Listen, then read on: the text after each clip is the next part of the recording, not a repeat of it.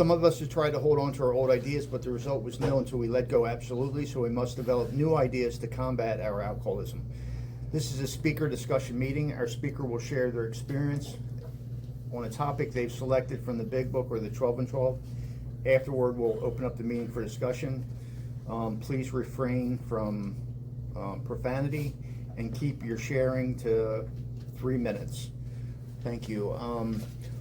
So I've been driving up to the warehouse on Mondays and Fridays, and there's a good bunch of guys up there with a good message of recovery. They're practicing the 3 legacies, and I met Chris Primo. I can't make that shit up. And he and a bunch of guys there are carrying the message, and I asked him to speak.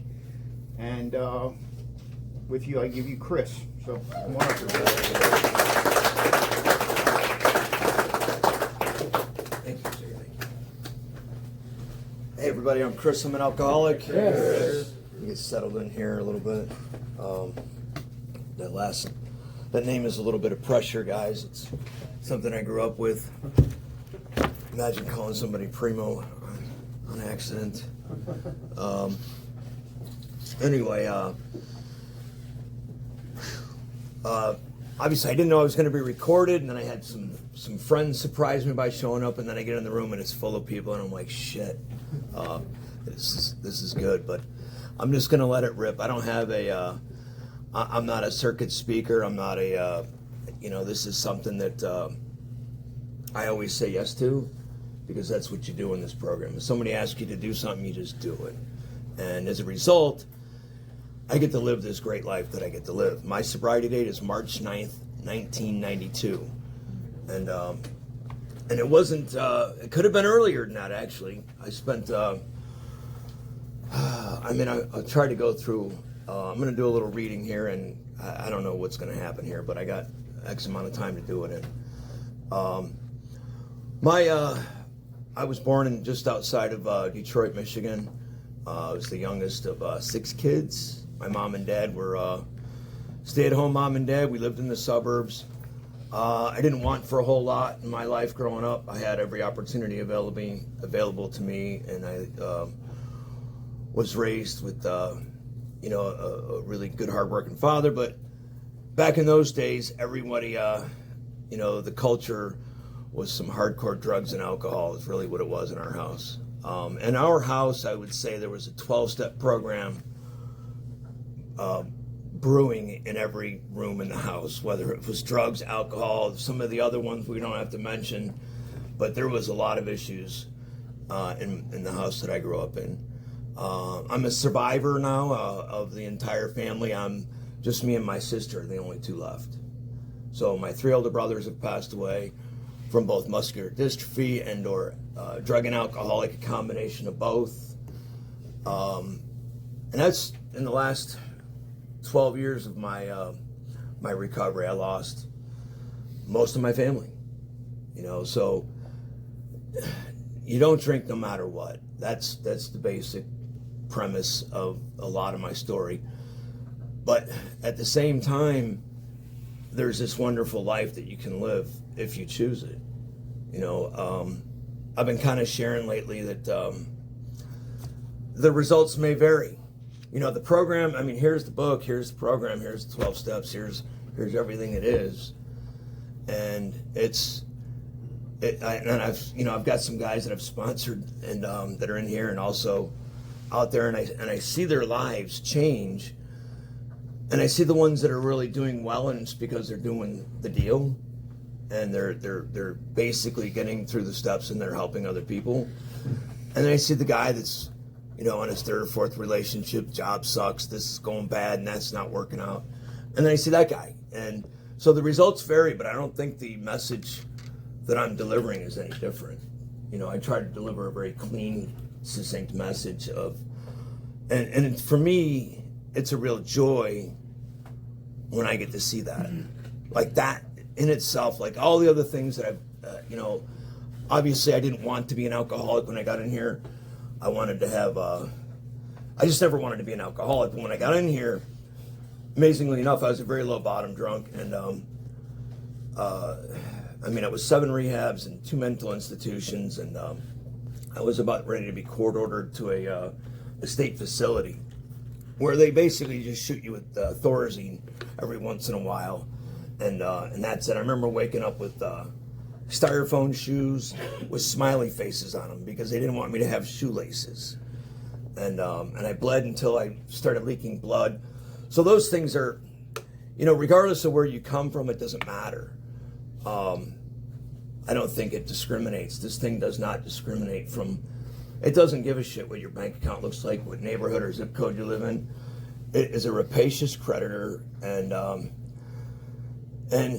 the quicker, if I would have surrendered a little sooner, I might have a few more brain cells, but it's just the way it worked out. So I have to deal with the brain I have now. So there's a couple of passages I want to read, and I don't want to get too much into the war story stuff. I just wanted to qualify myself a little bit.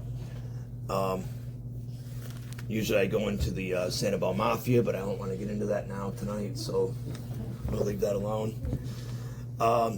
So this is on page 25, and it's There Is a Solution. And the great fact is this, and nothing less, that we've had a deep, effective spiritual experiences which have revolutionized our whole attitude toward life, toward our fellows, and towards God's universe. The central fact of our lives today is the absolute certainty that our Creator has entered into our hearts and lives in a way which is indeed miraculous. He has commenced to accomplish those things for us which we could never do by ourselves. And if you're as seriously alcoholic as we were, we believe there is no middle-of-the-road solution. We were in a position where life was becoming impossible, and if we had passed into religion from which there is no return through human aid. But we had 2 alternatives. One was going on to the bitter end, blotting out the consciousness of our intolerable situation as best we could, and the other was to accept spiritual help. So now this is a tough question for some of us coming in. How bad is an intolerable situation? How bad is incomprehensible demoralization or spiritual help? For some of us, we're okay with the pain. You know what I mean? That's the choice we're going to take. And it seems to me it's like a silly question, like, you can have this or you can have this. Well, for me, it wasn't that easy. First of all, I had an issue with spirituality. I had an issue with the God thing, and I had my own resentments and belief systems that were failing miserably, but I was still sticking by them. Even though these beliefs and the things that I thought were right and wrong were failing me miserably and my life was headed nowhere, I was okay with that direction at that point. And I think I got to a point of reasonableness. It wasn't until, part of my bottom and my psych ward type of visits had to do with, my detoxing, or my bottoms were with psychosis and schizophrenia and other things. I was very mentally challenged at the very bottom there. And I remember going into a rehab, and the guy who I'd already been to the same rehab 3 times, and I was like, listen, I can't stay very long. I just, my pool team is going to Las Vegas. This girl that I met at a bar is having my baby, and I says, I just can't stay that long, right? And the guy looked at me. I was 119 pounds at the time, and he just looked at me and he goes, listen, you're gonna die. He goes, it's that simple. And he was, I called him the Wizard. He was this diminutive British guy, really brilliant therapist, but he was just this guy. He used to sit out and smoke cigarettes, chain smoke cigarettes by the pool and wait for people to talk to him. And but he was in the receiving me into the thing, and I was just like, I was like, okay, thank you. And so he's like, listen, we're gonna have your funeral for you, and that kind of freaked me out. When you're going through psychosis and the other things, the fact that he told me I was gonna die and that they were gonna have my funeral, that I needed to stay, really compounded the situation, and And it was my awakening moment. It was an aha moment for me. And so anyway, the guy asked me to go back into the room and to write my eulogy, you know. And so that night, I was freaked out. I cried, and I go, I don't know what to do. I can't stop, you know, the pain and the suffering. I just can't change my lifestyle. I said, what do I do? And he goes, just ask God to take this thing from you. He goes, you need to pray and ask God to help you. And I did, and the obsession from me was removed at that point. Like my desire, like it was an instantaneous burning bush, whatever you want to call it. I mean, I was still waking up in the middle of the night with somebody taking my pulse. You know what I mean? That's the kind of place this was, and I'd wake up and I'd still, but at that moment I was done. And they had organized my funeral the next day, which was quite comical. With what I came up with as a eulogy was basically, I was so disappointed in myself that that's the life that I had led to that point. You know, and I was like, okay. And I kind of like shot me out of a cannon from there, because it took me like 6 to 8 months. I went to a place in Tampa called Turning Point, and in like 6 to 8 months, I stayed there. I mean, it wasn't like your normal visit. And everywhere I would go, there would be like, well, we think you need a little more you know, we don't think you're ready to go home yet. We don't think you're ready for public consumption, is basically what they were saying.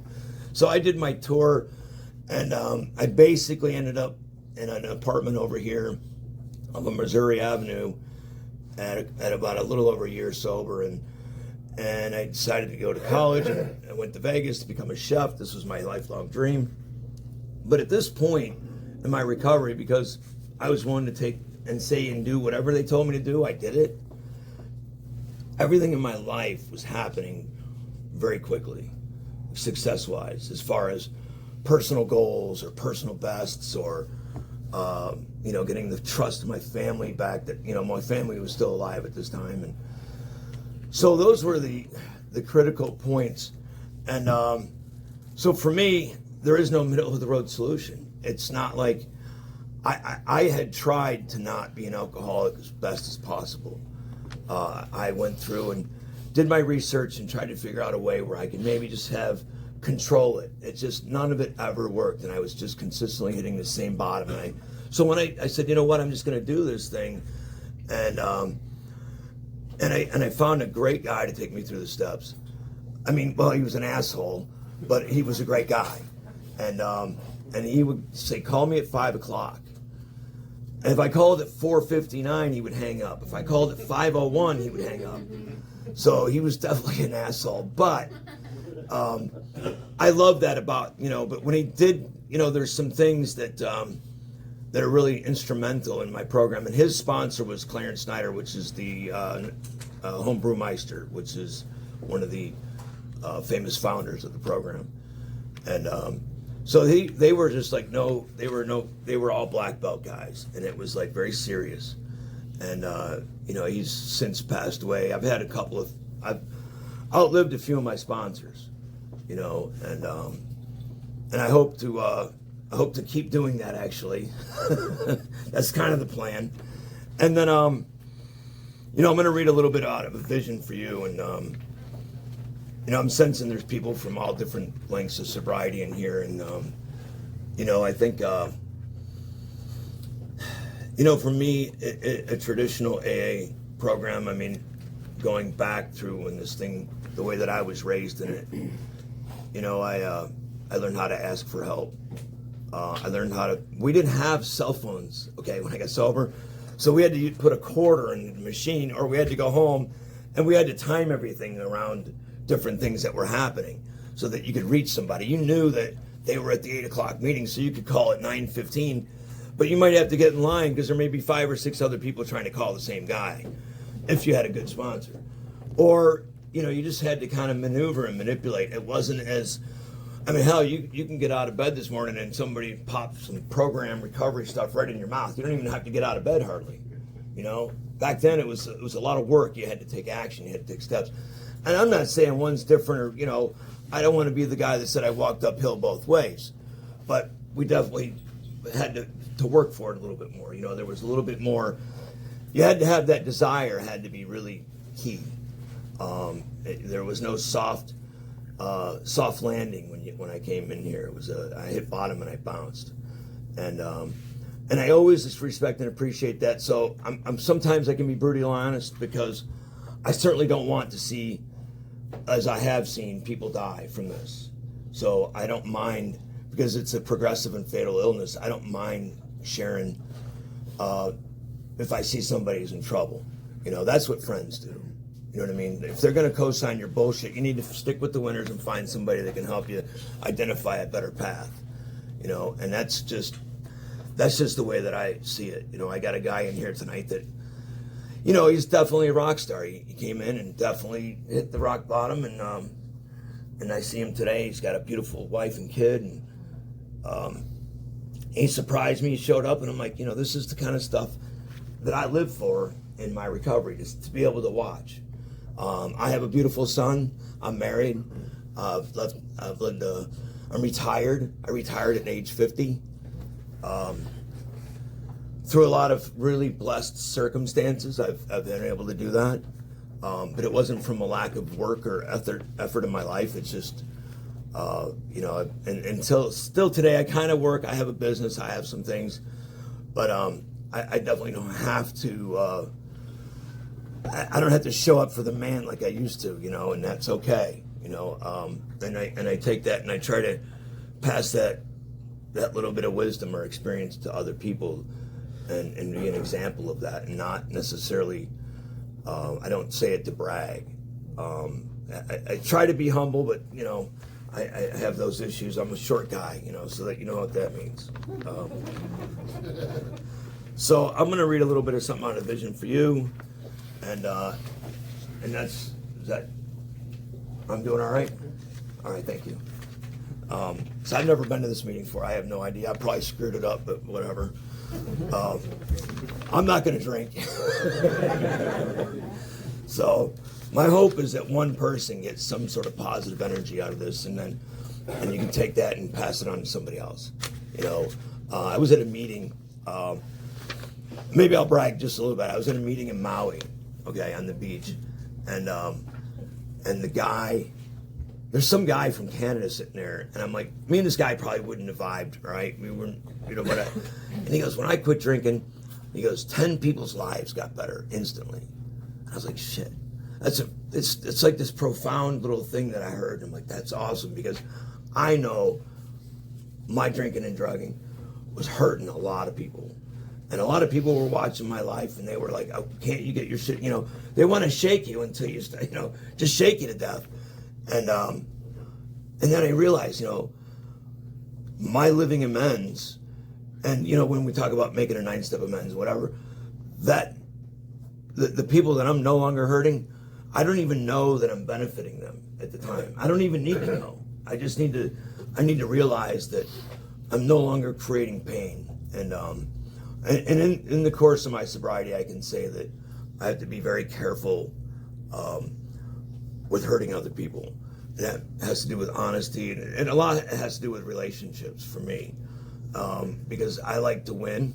I had a lot of different things that I brought in here that were not healthy, and I needed to learn how to live with those and overcome them. You know, the bottom line, I didn't drink, but I was not a saint. You know, I'm not going to sit here and say that I didn't, you know, womanize, or I didn't have maybe unhealthy gambling ideas, or I didn't do.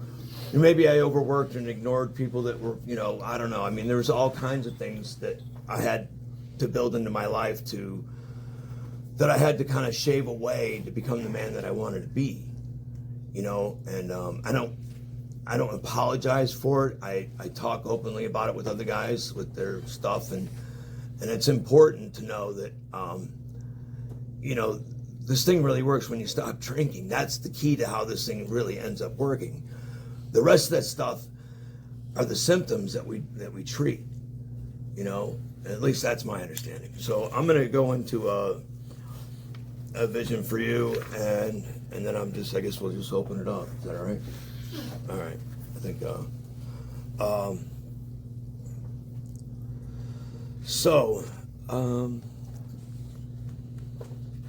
Anyway, it talks about we have been shown how to get out from under. You say, yes, I'm willing, but I am to be consigned to a life where I shall be stupid, boring, and glum, like some righteous people I see. I know I must get along without liquor, but how can I?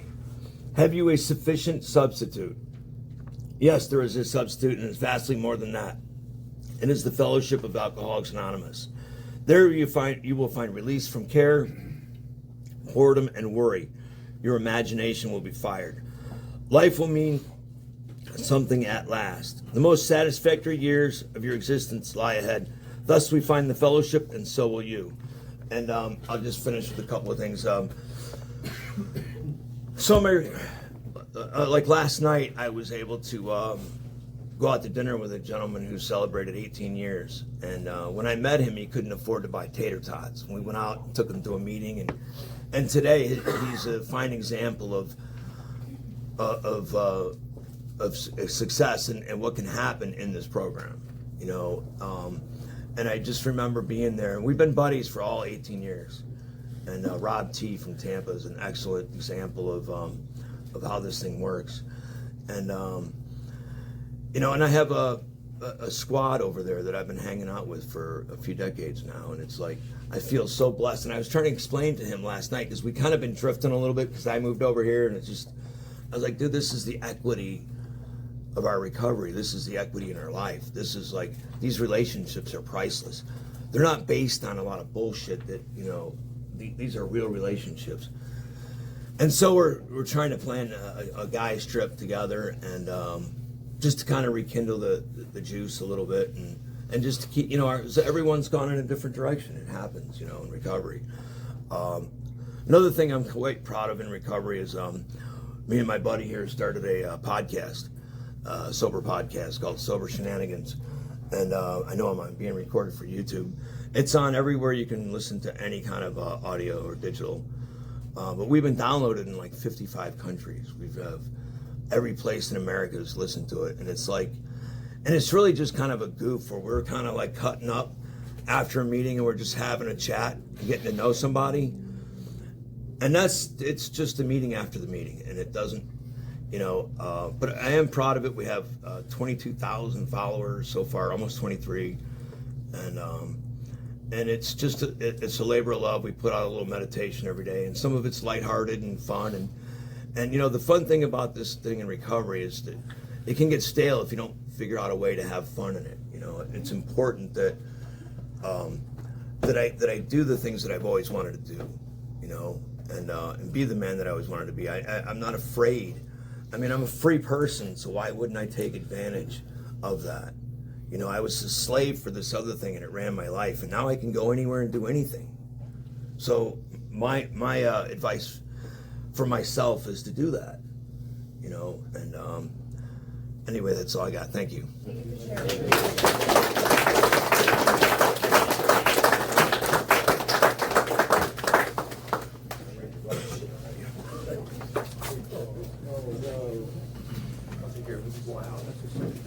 Thanks. Focus on this. Appreciate it.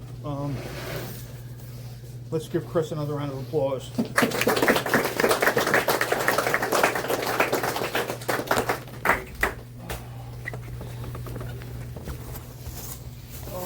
Meeting's now open for discussion.